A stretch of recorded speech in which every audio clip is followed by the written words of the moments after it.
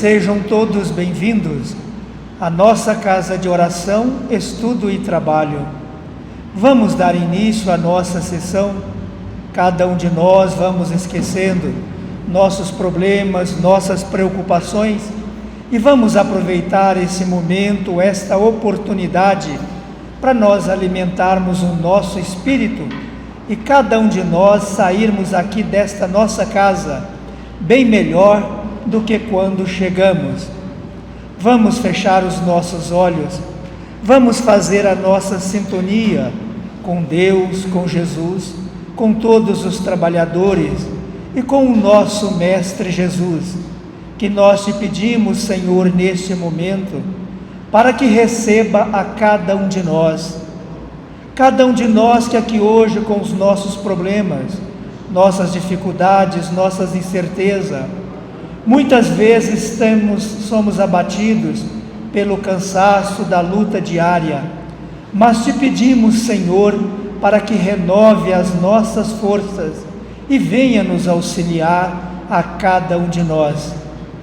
Te pedimos neste momento, Senhor, para que ampare o nosso lar, nossa família, nossos filhos, nossos entes queridos.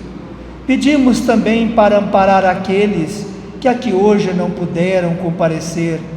Te pedimos, Senhor, para que cuides, Zele, da nossa casa e de cada um de nós, espíritos encarnados e desencarnados.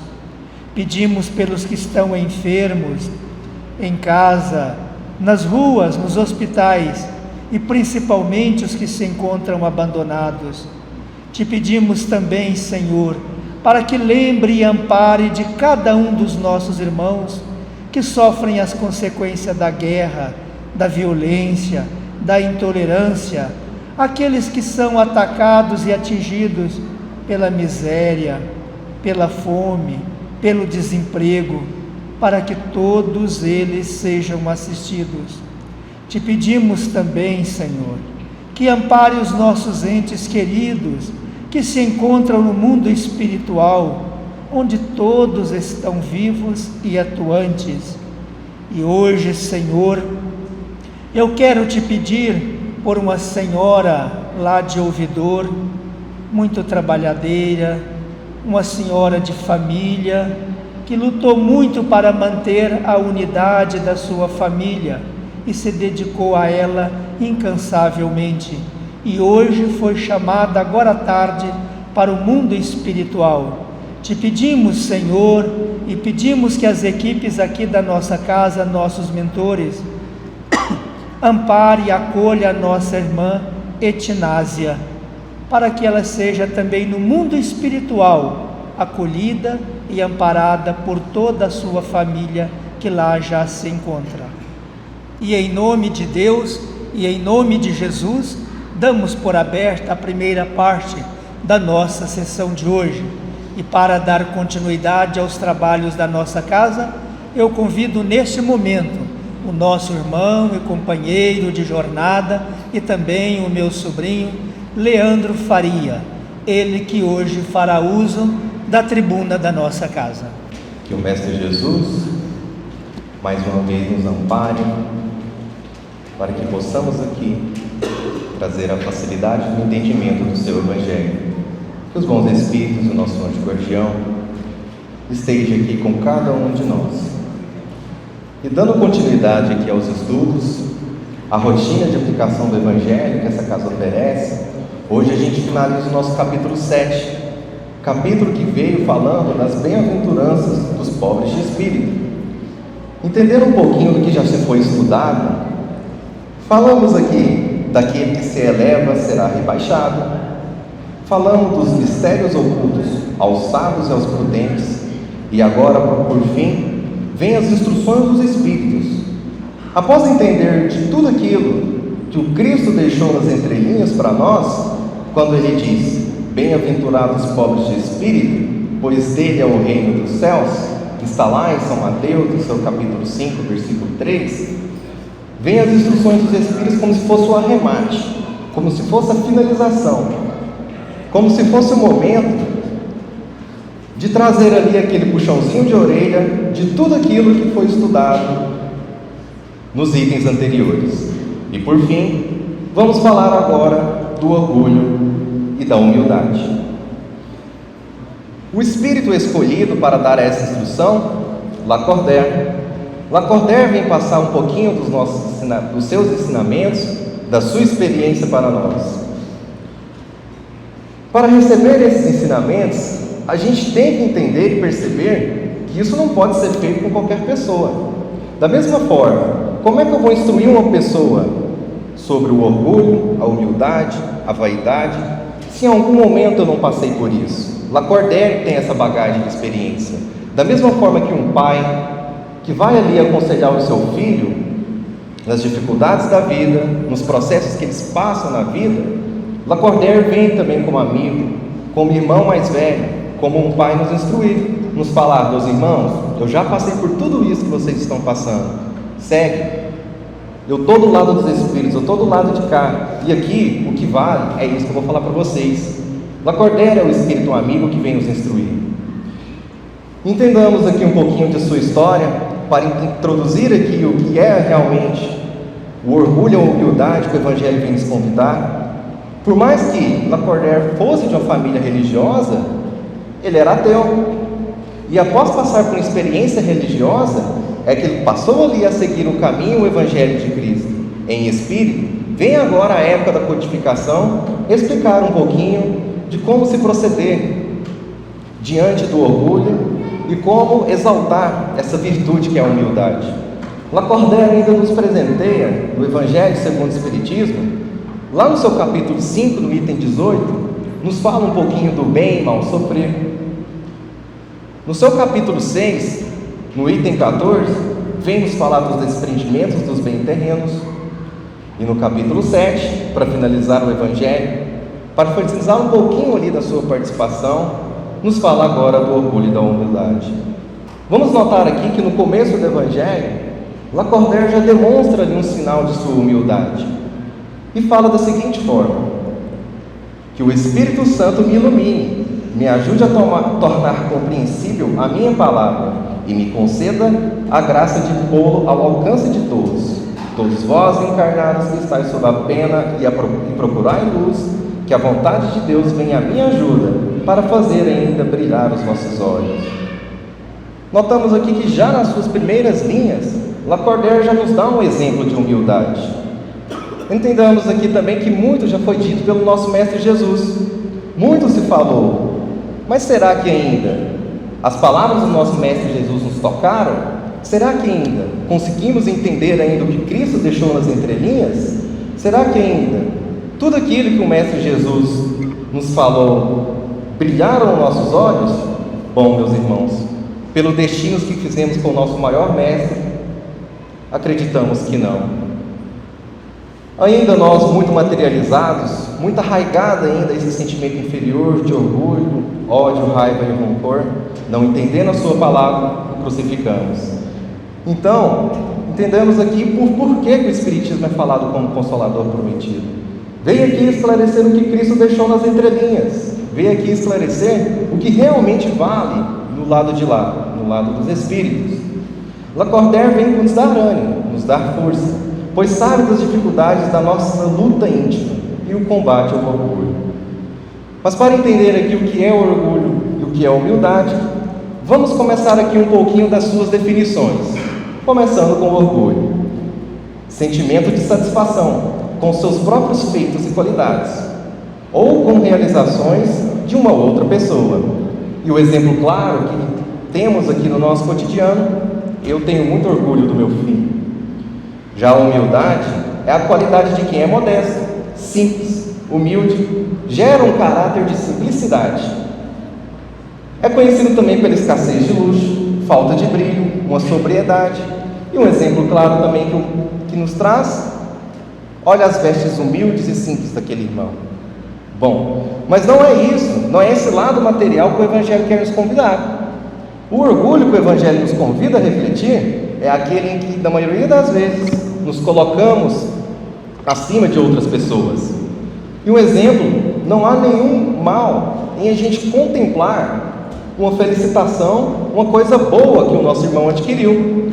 Mas pegando esse exemplo que a gente deu, tem orgulho do meu filho, e colocamos outra palavrinha orgulhosa que envolve, logo, meu filho é melhor que todos aqueles que ele deixou para trás. Bom, meu filho passou em primeiro lugar no vestibular, coitado dos outros, não são nada, meu filho é o melhor. Aí já é a manifestação do orgulho. E é isso que o Evangelho quer que a gente reflita. É isso que o Evangelho quer, que nos atentemos, tenhamos um certo cuidado. Da mesma forma, confundimos também o que é humildade. Atribuímos a humildade a uma pessoa com simplicidade. Definimos uma pessoa humilde, aquela que possui recursos financeiros limitados, a simplicidade do seu lar. E isso, meus irmãos, não significa sinal de humildade. Humildade material não é sinal de humildade moral.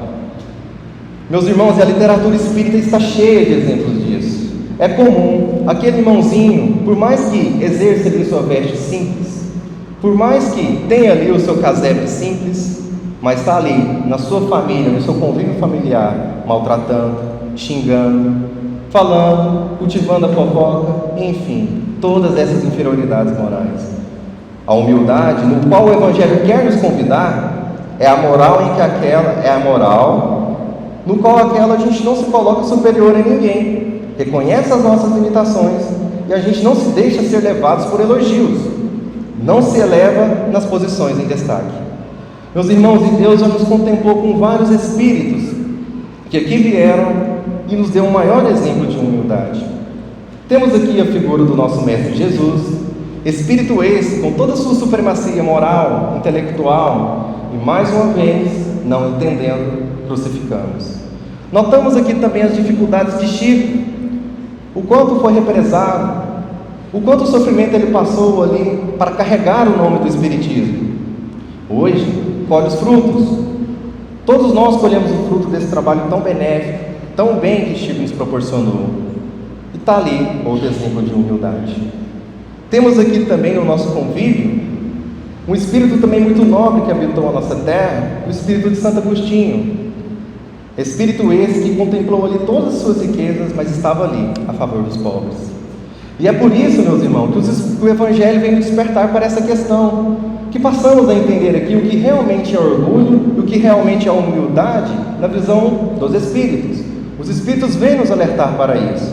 Mas afinal, entendemos aqui as definições do orgulho, entendemos aqui as definições da humildade, e nós? Será que alguém de nós já pensou, e nós? Será que eu exerço qual humildade? A material ou a moral? É por isso que temos que fazer as perguntas para nós mesmos.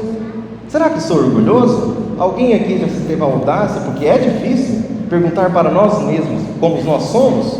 Será que sou humilde? Se sou, qual dessa virtude eu estou cultivando? A moral ou a humildade material? Não temos ainda, meus irmãos, o hábito de questionar a nós mesmos. E é muito fácil ainda termos ainda exteriorizações de pensamentos ainda muito orgulhosos. E isso, entendamos também que é um obstáculo para o nosso progresso moral. E o exemplo disso é o exemplo do nosso cotidiano. É muito fácil ainda a gente enxergar os defeitos dos nossos colegas, dos nossos amigos, das nossas famílias. Quantas vezes, às vezes até sem entender e saber que isso era orgulho, chegamos, nossa, meu vizinho é excelente, mas se ele não bebesse, ele seria melhor. Olha como é fácil ainda a gente identificar os problemas nas outras pessoas e às vezes não olhar para dentro de nós e perceber que o problema está em nós, ao invés de terceirizarmos esse problema. Bom, minha mãe é perfeita, mas se não fosse isso, ela seria melhor. Minha mãe é isso, meu pai é aquilo. Enfim, ainda temos o triste hábito de terceirizar os nossos problemas. Mas convido vocês aqui a refletir da seguinte forma: cada um de nós aqui agora possamos imaginar uma pessoa no nosso convívio familiar, no convívio do trabalho, enfim, de diferentes graus de convívio. Imagine uma atitude orgulhosa que ela fez com você. Imaginando essa atitude, agora imagine se em algum momento da sua vida, pensando agora em você e não na outra pessoa, se você realmente também já fez aquilo que você imaginou da outra pessoa. Meus irmãos, a razão vai nos revelar que em algum momento a gente já fez isso. não com as mesmas características, não com o mesmo jeitinho que a gente imaginou da outra pessoa, mas fizemos. E é isso que o Evangelho quer que também refletimos, que pensamos em nós, que reflita em nós, para que questionamos a nós mesmos, para saber se minha atitude está egoísta, orgulhosa, ou está uma atitude nobre, de humildade. E Kardec também tem essa dificuldade, e explana a questão 919 por os Espíritos, que fala da seguinte forma: qual é o meio prático e mais eficaz para se melhorar nesta vida e resistir aos arrastamentos do mal? Quem responde para ele é Santo Agostinho, e fala também da seguinte forma: um sábio da antiguidade vos disse: conheça-te a ti mesmo. Kardec, entendendo a dificuldade desse conhecer a nós mesmos, retruca a pergunta falando da seguinte forma: compreendemos toda essa máxima, mas a dificuldade está justamente em compreendermos a nós mesmos. Qual é o meio para se conseguir? E Santo Agostinho responde: fazei o que eu fazia na minha vida sobre a terra. Ao fim da jornada, eu interrogava a minha consciência, passava em revista o que fizera, e me perguntava se não faltava algum dever, se ninguém tinha nada a se alimentar de mim. Foi assim que consegui me conhecer e ver que havia ainda muita coisa para reformar em mim. Aquele que, cada noite, lembrasse de todas as ações da jornada e se perguntasse o que fez de bem ou de mal, pedindo a Deus que o auxiliasse também ao seu anjo guardião, para lhe esclarecer, adquiriria aí uma grande força para se aperfeiçoar, porque Deus nos assiste. Meus irmãos, ainda temos um plano para todos, mas será que nós, deitando na nossa cama, colocando a cabeça no travesseiro, refletindo o nosso dia, será que somos e fomos 100% perfeitos no nosso dia? Será que em algum momento a gente atrapalhou alguém? Será que em algum momento a gente fez algum mal? É isso que o Evangelho quer nos refletir. Meus irmãos, no convívio do trabalho, na nossa rotina de trabalho, é comum ainda a gente ter reunião para levantar os pontos que precisa melhorar e levantar os pontos e contemplar os pontos que foram bons. Isso aqui deu certo, então vamos continuar. Na reunião de trabalho, isso aqui a gente tem que melhorar, vamos reunir a equipe, e melhorar esse item. Meus irmãos, é a mesma coisa, só que fazendo isso conosco mesmo, fazendo isso com a gente. É pôr a cabeça no travesseiro, levar os pensamentos do convívio do seu dia a dia e falar: e aí, será que eu tratei bem as pessoas? Muitas das vezes, pessoal, vai ser difícil. Teremos a conclusão da seguinte: fiz aquilo de novo. Mas aqui a gente já chegou num ponto importante de reconhecer que erramos. O sinal de humildade já começa a florar aqui, porque conhecemos a nós mesmos, conhecendo aqui as nossas dificuldades e os nossos defeitos, será o início ali para tentarmos combater. Será ali, naquele momento, na nossa reunião íntima, definirmos que esse ponto a gente precisa melhorar. Então, meus irmãos, que façamos esse cultivo. Vamos tentar ser diferente amanhã.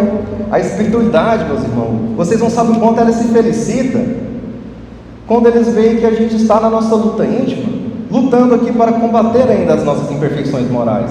Meus irmãos, existe um anjo guardião que zela por cada um de nós. Deus já nos revelou isso, a espiritualidade já nos falou sobre isso. Esse irmão está aqui, é para isso, é para nos ajudar. E quanto à busca nossa, é para a busca para o aprimoramento moral, meus irmãos, não há dúvida que esse anjo guardião sempre estará do nosso lado. Ainda questionamos o quanto é difícil mudar, mas também não há da nossa parte um esforço para que possamos combater ainda os nossos más pendores. Nós mesmos vamos nos sabotando. E como isso acontece? Ainda existe um pensamento orgulhoso que muitos de nós exteriorizamos e não refletimos que nada mais é manifestação de orgulho. Quantas vezes em algum momento da nossa vida a gente chegou: eu faço isso porque fulano também faz? Quantas vezes a gente se questionou: não, eu vou fazer isso porque ele fez isso comigo? A gente acaba pagando com a mesma moeda. Não há uma atitude nobre e humilde da nossa parte em entender que aquele irmãozinho é ele que é o necessitado e não eu que tenho que pagar com a mesma moeda. Então, meus irmãos, dando continuidade, Kardec trouxe aqui para a gente outra parte aqui de Lacordaire que nos faz a gente refletir muito. O orgulho é o terrível adversário da humildade. Aliás, Deus nos distingue pelos corpos. O envoltório do pobre não é o mesmo que o do rico. O Criador, afinal, fez duas espécies de homem. Tudo que Deus fez é grande e sábio. Não atribuais nunca as ideias que nascem ainda dos vossos cérebros orgulhosos. Meus irmãos, entender aqui que Deus nos criou simples e ignorante. Ainda priorizamos mais o ter material do que o ser espiritual. Por que Deus criaria seres melhores do que o outro? Não há uma lógica nisso. Executamos aqui a nossa fé raciocinada.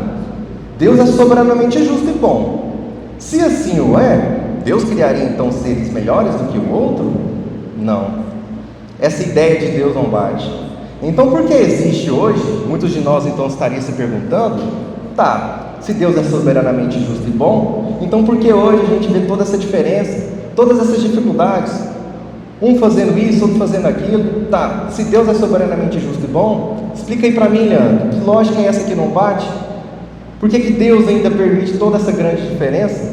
Meus irmãos, Deus não criou o orgulho, Deus não criou todas essas imperfeições morais. Tudo isso é oriundo ainda da nossa imperfeição moral. Lembramos aqui que existe uma máxima do Espiritismo, e que os Espíritos sempre preservam, é o nosso livre-arbítrio. E para entendermos mais claramente o que é o livre-arbítrio, é a mesma coisa de eu chegar aqui para o Clécio e dar uma faca para ele, no meio dessa multidão. Ou ele pode usar a sua vontade, os seus anseios íntimos, e usar essa faca para um mal, ou ele pode levar para sua casa e ajudar os seus afazeres na cozinha, ajudar a cortar os alimentos. Então, Deus nos dá a oportunidade. Cabe a nós exercer a nossa vontade, os nossos anseios íntimos, para definir o que vamos fazer com aquilo que Deus nos deu. E muitas das vezes, Deus nos concede a riqueza, as benfeitorias materiais, e nós, com o poder, o orgulho, exercemos ela ainda para as coisas ruins. Meus irmãos, outro pensamento egoísta que muito se exterioriza em nossos pensamentos: quantas vezes a gente também chegava, nossa, eu queria ser rico igual aquela pessoa, nossa, se eu tivesse dinheiro igual aquela outra pessoa tinha, eu estaria bem hoje. Cuidado com esse tipo de conclusão. Vocês não sabem o quanto é difícil a aprovação para um espírito que vem com todas essas benfeitorias materiais. Junto com a riqueza, vem ela todas as tentações do poder, todas as tentações da ganância, e isso é uma aprovação muito grande, meus irmãos, para os espíritos. Meus irmãos, esse irmão, ao desencarnar e perceber que tudo aquilo que ele cultivou de material não trouxe nada para o plano espiritual, a dor do remorso e do arrependimento é muito grande. E para exemplificar isso aí, no capítulo 2, nas instruções dos Espíritos, lá no seu item 8, vem nos falar de uma realeza terrestre, que lerei na íntegra aqui para vocês.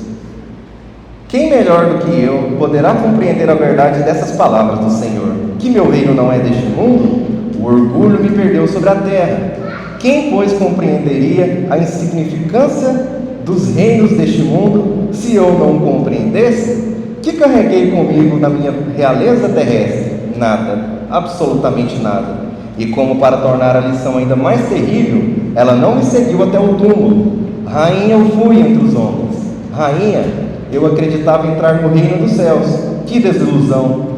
Que humilhação, quando em lugar de ser ali bem recebida como soberana, vi acima de mim, mais pessoas bem acima de mim, homens que eu acreditava ser bem pequenos e que desprezei porque não era de um sangue nobre da rainha.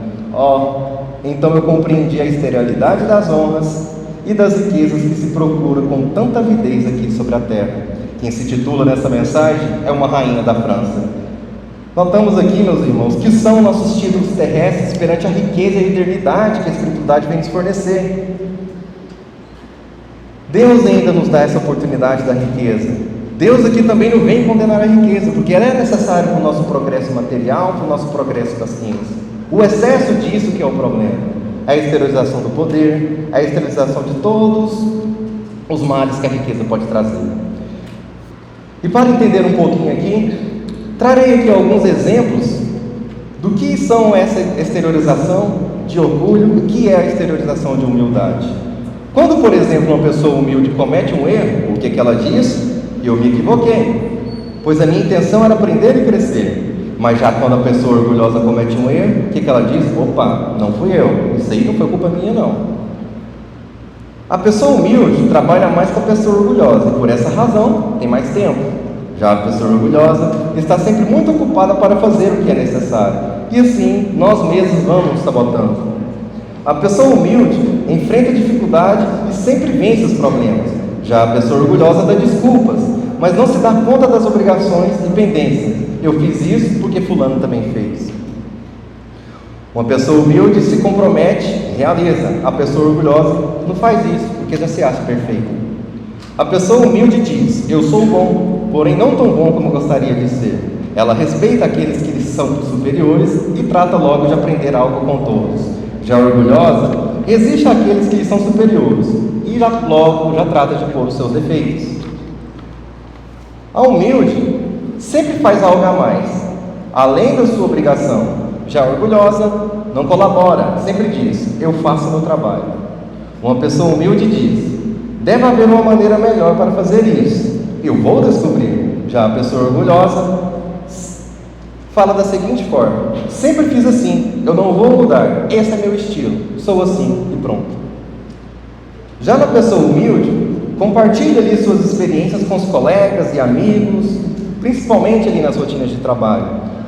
O orgulho as guarda para si mesmo, o orgulhoso, porque tem a concorrência, tem receio de que alguém ali possa tomar o seu lugar. Meus irmãos, isso aqui é muito comum no convívio, na rotina do nosso trabalho. Aqueles momentos em que o nosso irmão, nosso colega de trabalho, vendo ali ou achando uma superioridade, tenta nos passar por cima, tenta ali de alguma maneira nos causar um mal. E afinal, o Espiritismo nos aconselha e nos fala de conduta diante desse tipo de situação. Meus irmãos, prece. Por mais que tenhamos uma pessoa com dificuldades, que não tenhamos ali uma sintonia, que façamos uma prece para ele. E se ainda tiver com dificuldade de fazer prece, usa ali o nosso caderninho de nomes, defina o nome dele. Meus irmãos, vocês não sabem o poder da prece. Às vezes, a prece que fazemos para esse nosso irmãozinho, ainda com esse pensamento orgulhoso, é o ponto, é o start que ele precisa para começar ali o seu início, o seu reconhecimento que ele também errou. O humilde cresce sempre e o orgulhoso fica estagnado, iludido ainda na falsa posição de superioridade. O orgulhoso se diz cético, por achar que não pode haver nada no universo que ele desconheça. Já o humilde reverencia o Criador todos os dias, porque sabe que há muitas verdades que ele ainda desconhece. Meus irmãos, às vezes falta muito a gente fazer isso. Notamos aqui a obra do nosso Criador. Pessoal, olha o nosso universo, olha o ar que a gente respira, olha a nossa natureza, olha tudo isso à nossa volta. Estamos envolvidos aqui nesse ambiente de natureza, o ar que respiramos criado por Deus. E às vezes a gente esquece de contemplar isso. Meus irmãos, estamos envolvidos num teatro. Os bons espíritos é o diretor de cada um de nós. Somos os artistas. Cabe a cada um de nós definir a nossa história. O diretor, como qualquer diretor de uma peça teatral, chegará em nós: faça isso, mas faça do seu jeito, da sua forma, da sua individualidade.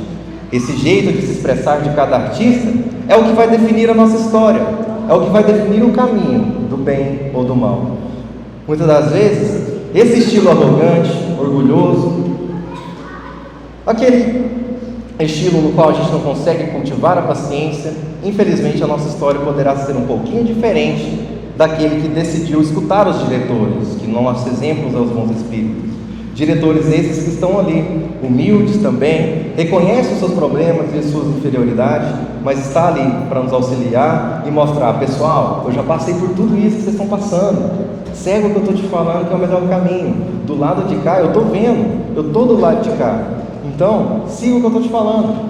E para finalizar, Kardec ainda faz a seguinte questão para os espíritos, na questão 909. Poderia sempre o homem, pelos seus esforços, vencer as suas más inclinações? Sim, e frequentemente fazendo esforços muito significantes. O que lhes falta é a vontade. Quão pouco dentre vós fazem esse esforço da vontade. Meus irmãos, e é realmente isso. Nos estudos que eu estava fazendo para essa palestra, eu tive a oportunidade de assistir uma palestra, no qual eu esqueci o nome da palestrante, mas essa comparação é mérito dela. Diante da sua explanação, chegou no público e questionou: quem aqui acha a arte de tocar piano difícil? Logo, 90% do público que assistia a palestra levantou as mãos. Agora eu vou fazer diferente. Quem aqui depois de uma aula de piano de 1 ano, ainda acha difícil tocar piano?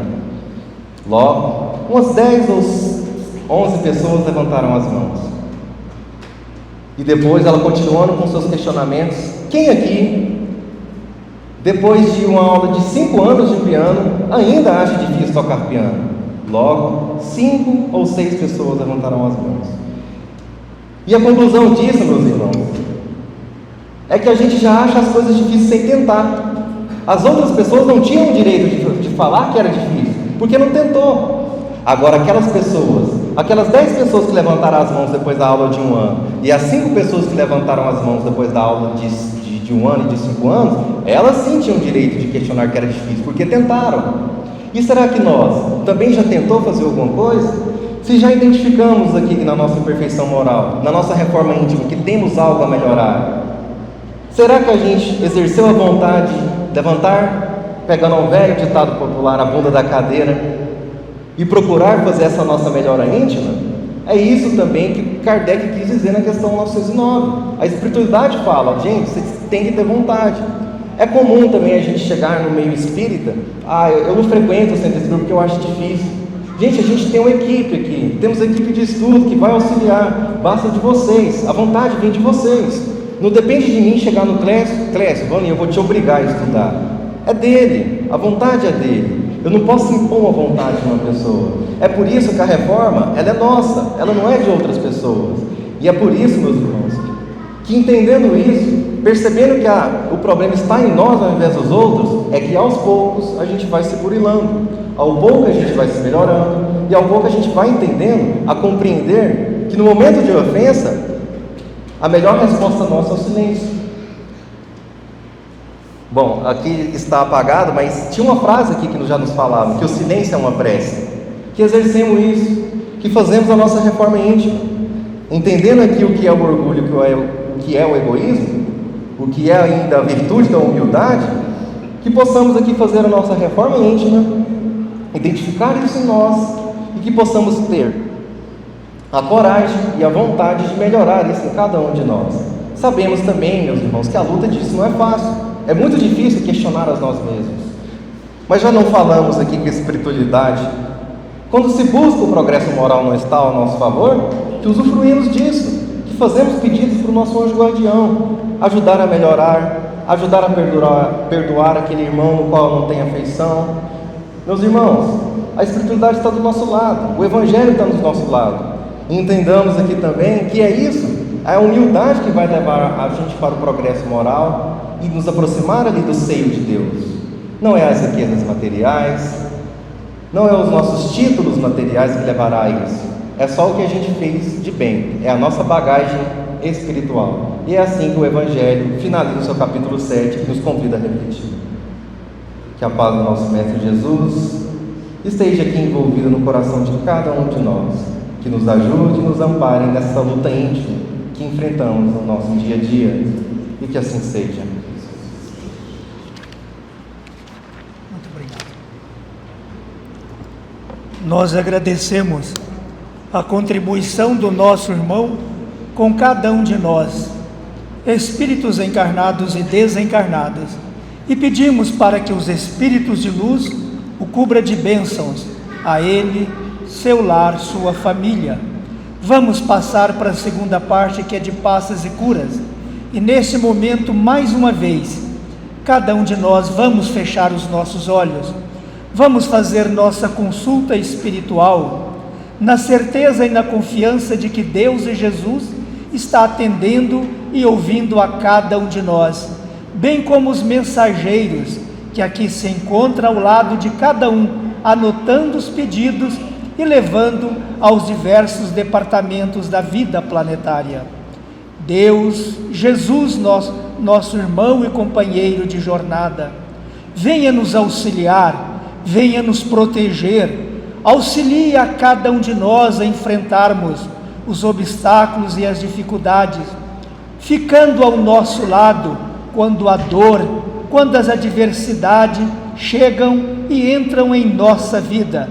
Queremos te pedir, Senhor, para que nos acompanhe a cada um de nós, fique no nosso lar, junto da nossa família e no nosso ambiente de trabalho.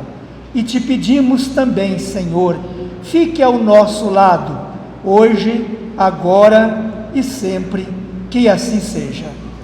Convido nesse momento aos médium para que entrem para a cabine de passe, depois todos os outros serão convidados.